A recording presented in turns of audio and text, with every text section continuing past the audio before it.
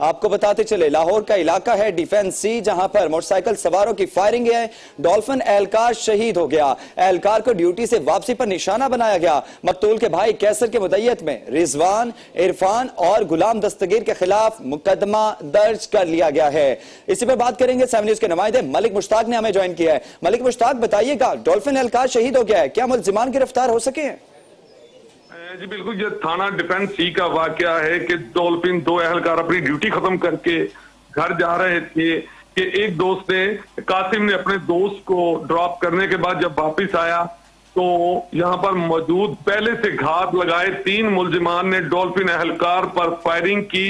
ये कासिम नामी डॉल्फिन एहलकार था जिसकी उम्र 27-28 साल बताई जाती है, और उस पर घात लगाकर फायरिंग करने के बाद डॉल्फिन एहलकार के पेट में और गले, सीने पर गोलियां लगी, जिससे वो मौके पर ही जान भाग हो गया। जबकि अब नामिनेट मुकदमा थाना डिफेंस सी के इलाके में दर्ज कर लिया गया है और फौरी तौर पर इस मुकदमे में आईजी पंजाब की तरफ से नोटिस लेते हुए सीसीपीओ लाहौर से न सिर्फ रिपोर्ट तलब की गई बल्कि साथ ही साथ कुछ पुलिस की टीमें तश्कील दी गई हैं जो जगह जगह पर छापे मार रही हैं, और पुलिस का दावा है कि जल्द मुल्जिमान को गिरफ्तार कर लिया जाएगा। जो FIR थाना डिफेंस में जेर दफा 302, 34 पे 109 पे और इसके साथ साथ 1997 एक्ट, टेररिज्म एक्ट के तहत ये मुकदमा दर्ज किया गया है और कत्ल की दफात शामिल की गई हैं। मलिक मुश्ताक, आपसे ये भी जानना चाहेंगे, जिस तरह के आपने बताया है कि नॉमिनेटेड FIR जो है वो दर्ज करवाई गई है,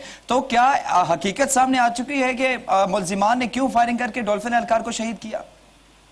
जी बिल्कुल, जो FIR दर्ज कराई गई है, यहाँ डॉल्फिन एहलकार के घर वालों की तरफ से जो बयान सामने आया उसके मुताबिक ये कहा जा रहा है कि काफी अरसे से मुल्जिमान की तरफ से ये कहा जाता था, चूंकि मुल्जिमान मनशियात फरोश बताए जा रहे हैं और अपने डेरे पर मनशियात का कारोबार करते थे।